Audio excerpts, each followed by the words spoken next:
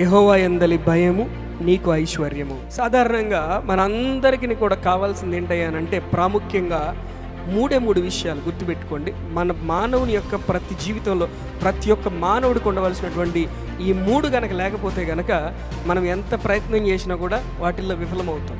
మొదటిది దేవుని గూర్చినటువంటి జ్ఞానము, పరిశుద్ధ దేవుని గూర్చినటువంటి జ్ఞానము. రెండవది ఆయనను గూర్చినటువంటి తెలివి. మూడవది ఆయనను గూర్చినటువంటి ప్రత్యక్షత. అందుకనే పౌలు తన పత్రికల్లో కూడా కుమారుని గూర్చిన ప్రత్యక్షత మీకు కలగవలనని నేను ప్రార్థన చేయుచున్నాను అంటూ ఉంటాడు. హల్లెలూయా. ఆ ప్రత్యక్షత పౌలు కలిగింది కాబట్టి ఆ కుమారుణ్ణి ప్రకటించడం ఆయన మొదలుపెట్టాడు.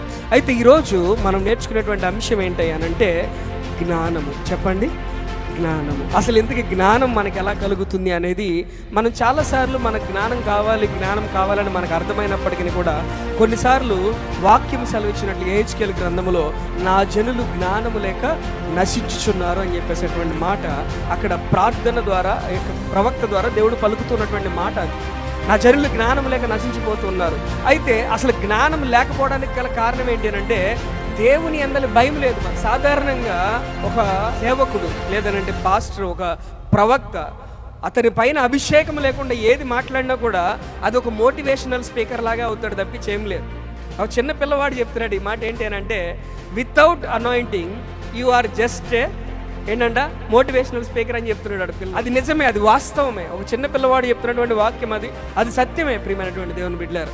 అయితే దేవుని యొక్క అభిషేకంతో మనం నింపబడుతున్నప్పుడు దేవుని యొక్క అభిషేకం మనందరిపైన దేవుడు ఏం చేశాడు? ఇచ్చాడు. మనందరిలో ఒక మోటివేషనల్ స్పీకర్ ఉన్నాడు. మనందరం కూడా ఈ రోజు నుంచి ఇలా ఉండాలి, అలా ఉండాలి, ఇలాగే చేయాలి, ఇలాగే బ్రతకాలి, ఇలాగే నడవాలి, ఇలాగే ఉండాలని చెప్పేసి అని మనమందరం కూడా అనుకుంటూనే ఉంటాం. కానీ మనలో ఏమి కొదువవుతుంది అని అంటే భయం. ఇప్పుడు మీరు గమనించండి, మీరు ఏదన్నా ఒక ₹1,00,000 పెట్టి ఫ్లైట్ టికెట్ కొన్నారు, ఉదాహరణ చెప్తాను. ఇప్పుడు ఆ ఫ్లైట్కి అందుకోకపోతే ఆ డబ్బులు పోతాయి అనేటువంటి భయం మనలో ఉంటుందా లేదా? ఉంటుంది ఖచ్చితంగా. మీరు ₹1,00,000 దాకా ఎందుకు పాస్టర్ గారు, జస్ట్ ఒక మాట చెప్తారు. మీరు ₹1,000 పెట్టి ఒక ట్రైన్ టికెట్టో లేకపోతే ఒక బస్ టికెట్టో కొన్నారు, అది అందుకోకపోతే ఆ డబ్బులు పోతాయి అన్న భయం మీలో ఉంటుందా లేదా? ఉంటుంది. ప్రతి ఒక్కరికి ఒక భయం ఉంది. ఈ లోకంలో సారమైనటువంటి భయము ప్రతి ఒక్కరిలోనూ ఉన్నది. అందుకనే దేవుడు మనకు పిరికితనము గల ఆత్మను ఇయ్యలేదు, కానీ ప్రేమయు శక్తియు ఇంద్రియ నిగ్రహము కలిగినటువంటి ఆత్మను మనకు అనుగ్రహించినట్టు రాయబడింది.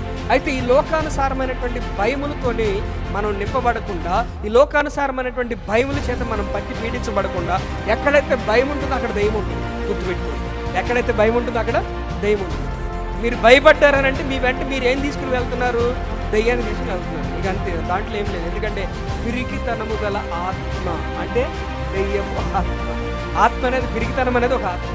మనకి దేవుని యందలి భయం తగ్గిపోయింది, కానీ ఈ లోకానుసారమైనటువంటి భయం ఎక్కువైపోయింది ప్రజలు. ఈ భయం పోవాలి అని అంటే కనుక మొదట నీకేం కావాలి? జ్ఞానం కావాలి. జ్ఞానం కావాలంటే భక్తి ఉండాలి. భయము భక్తి లేకుండా నువ్వేడ జ్ఞానాన్ని సంపాదించుకుంటావు? భయము భక్తి లేకుండా యెహోవా యందలి భయము మనకేం పుట్టిస్తుందనంట? ఐశ్వర్యము, జ్ఞానాన్ని కలిగిస్తుంది. జ్ఞానం లేకుండా మనం ఎవరు కూడా ఐశ్వర్యవంతులు కాలేదు.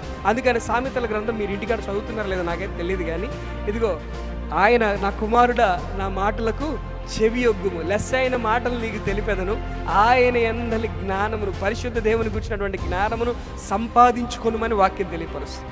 ఆయన గురించినటువంటి వివేచన కలిగి ఉండమని వాక్యం తెలియపరుస్తుంది.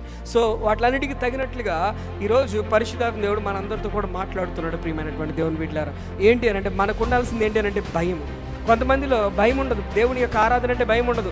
దేవుని యొక్క సన్నిధి అంటే భయం ఉండదు. కేవలం వచ్చాము, వెళ్ళాము, ఏదో కొంతమంది అయితే ఆరాధన చేసేటప్పుడు కళ్ళు తెరిచి అందరం చూస్తారు. వీళ్ళు ఏదో పెద్ద అనాలిసిస్టులు లాగా అందరు కళ్ళు మూసుకోమని పాస్టర్ గారు ఎక్కడ చెప్తా ఉంటే వీళ్ళు మాత్రం కళ్ళు తెరిచి ఎవరు కళ్ళు మూసుకున్నారా లేదని చూస్తూ ఉంటారు. ఇంకెక్కడ నువ్వు నిజంగా ఆరాధించింది దేవుణ్ణి? ఒక ఆయన ఒక కొటేషన్ చెప్పాడు ఏంటంటే, బెన్నీహిన్ గారు వీళ్ళందరూ పెద్ద పెద్ద సేవకులు ప్రార్థన చేస్తున్నప్పుడు అనాయింటింగ్ అనేది అందరూ తాగుతూ ఉంటారు సాధారణంగా. మీరు ఎప్పుడైనా చూసారా బెన్నీహిన్ గారి వీడియోస్ ఏమైనా చూస్తే కనుక ఆయన జస్ట్ క్వైర్ గురించి అక్కడెక్కడో ఉంటావా సరే, ఇదిగో ఏసునామలో టచ్ అంటే అంతే వాళ్ళందరూ కింద పడిపోతారు ఏసునామలో తాకిందనగా. అయితే అందరికి అభిషేకం వస్తుంది, కానీ ఒక్కరికి రాదు. ఎవరికి తెలుసా? కెమెరామెన్. ఎవరికి రాదు? కెమెరామెన్ మీదకి మాత్రం మన ఇంటికి రాదు. ఎందుకని ఆడ 24 గంటలు కళ్ళు తెరిచే ఉంటాడు, ఇంకేడ పొందుకుంటాడు. వీళ్ళందరూ కెమెరామెన్లు అయిపోయారు. ఈ మధ్య జనాలందరూ కూడా ఏమైపోయారు? కెమెరామెన్లు అయిపోయారు. ఎందుకంటే కెమెరా తిరిగి అందరం చూడాలి. వీళ్ళ కళ్ళే కెమెరాలు, పక్కన వాళ్ళు ఏం జరుగుతుంది అని కళ్ళు పెట్టి మరి చూస్తూ ఉంటారు. ఇక వీళ్ళందరూ జర్నలిజం చేశారేమో అనిపించింది నాకు అప్పుడప్పుడు. జర్నలిస్టులు ఏం చేస్తారు, ఏది జరిగినా సరే వెంటనే కెమెరాలు పట్టుకెళ్ళిపోయి అక్కడ దాన్ని కవర్ చేస్తూ ఉంటారు, ఫుటేజ్ అంతా కూడా. సో అలాగే చర్చికి వచ్చే విశ్వాసుల్లో కూడా ఈ మధ్య విలేకరులు ఎక్కువైపోయారు, జర్నలిస్టులు ఎక్కువైపోయారు. ఏంటి అని అంటే దాన్ని అనాలిసిస్ చేసి వీళ్ళు సరిగ్గా ఆరాధిస్తున్నారా లేదా, వీళ్ళు సరిగ్గా కళ్ళు మూసుకున్నారా లేదా, లేదంటే వీళ్ళు సరిగ్గా ఆరాధనకు వస్తున్నారా లేదా, ఇలాంటి ఆలోచనలు ఎక్కువైపోతా ఉన్నాయి. ఎందుకని భయం లేదు కదా. దేవుని పరిశుద్ధ దేవుని గురించినటువంటి భయం ఉంటే కనుక ఆ భక్తిలో మనం పక్కన వాళ్ళు ఏమైపోతున్నారు అనేది పక్కన పెడతాము.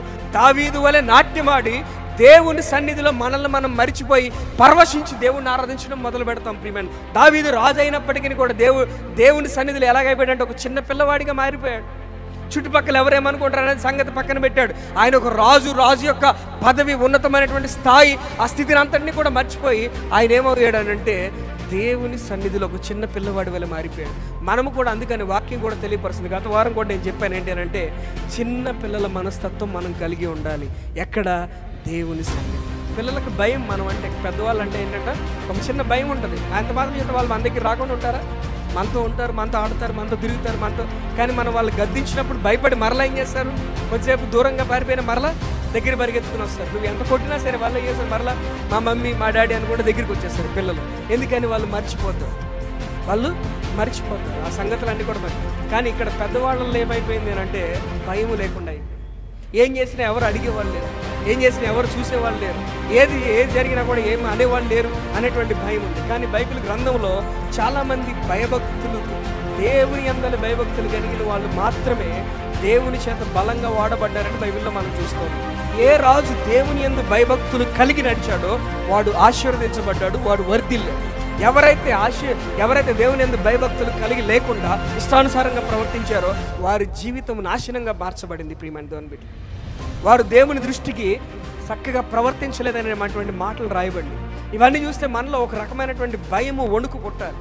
కానీ మనుషుల్లో భయము, వణుకు ఎక్కడ వస్తుంది అని అంటే మెటీరియల్ థింగ్స్ మీద వస్తుంది. అంటే ఈ లోకానుసారమైనటువంటి వీటి మీద భయం వస్తుంది. కానీ పరిశుద్ధ దేవుని గురించినటువంటి మాట పట్ల మాత్రం భయం రాదు. ఈరోజు పరిశుద్ధాత్మ దేవుడు మనందరినీ కూడా హెచ్చరించి చెప్పినటువంటి మాట ఏంటి అని అంటే మనకి దేవునితో సహవాసం ఎంతవరకు ఉన్నది. నీకు నిజంగా భయం ఉంటే దేవుడు నీతో మాట్లాడడాన్ని నువ్వు ప్రతిదినం అనుభవించడం మొదలు పెడతావు. దేవుని యొక్క నడిపింపును ప్రతి క్షణము నువ్వు అనుభవించడం మొదలు పెడతావు. ఆ భయం లేదు కాబట్టి ఇష్టానుసారంగా ప్రవర్తిస్తూ ఉన్నారు ఈ రోజుల్లో చాలామంది.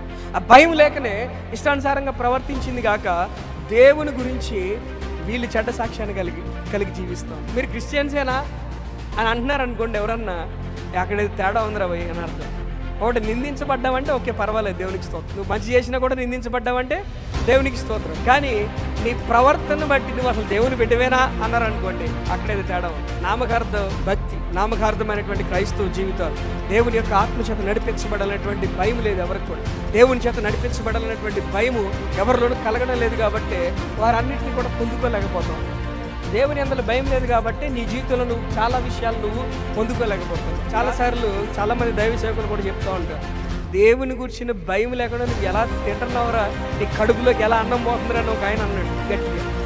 ఆ మాట విన్నప్పుడు నాకు భయం వేసింది. నిజంగా ఆయన గురించి భయం అనేది. నిజంగా నేను ఈ యొక్క మెసేజ్ గురించి ఈ వారం రోజులు ఆలోచిస్తూ ప్రార్థన చేస్తూ ప్రభా ఏం చెప్పాలి అని చెప్పి ప్రార్థన చేస్తున్నాను. ఎప్పుడైతే పోయిన నెలలో మీకు చెప్పాను, సామెతల్లో చాలా మాటలు మనం నేర్చుకుపోతామని చెప్పేసి పోయిన నెలలో మీకు నేను చెప్పాను. అయితే అప్పటి నుంచి ప్రార్థిస్తున్నప్పుడు, ధ్యానిస్తున్నప్పుడు నిజంగా ఆయన గూర్చినటువంటి జ్ఞానం కనుక మనం కలిగి ఉంటే ప్రియమైన దేవుని బిడ్డలారా, ఇంక దేనికి కూడా మనం వెనక్కి తిరిగి చూడాల్సినటువంటి అవసరము లేదు. యోసేపు ఎవరికి భయపడ్డాడు? పోతీఫరుకి భయపడ్డా? దేవునికి భయపడ్డాడు. దేవునికి. ఎవరు చూస్తున్నారు అన్నాడు? దేవుడు చూస్తున్నాడు. మనుషులు చూడకపోవచ్చు. నన్ను పోతీఫరు భార్య నువ్వు ఏం చేసినా కూడా చెల్లొచ్చేమో, నీ భర్తగా నువ్వు ఏం చేసిన పనులు చెల్లవేమో, కానీ ఎవరు చూస్తున్నారు? నన్ను పరిశుద్ధ దేవుడు చూస్తూ ఉన్నాడు అని చెప్పేసి ఆ భయమే తీసుకెళ్ళి ఎక్కడ కూర్చోబెట్టింది?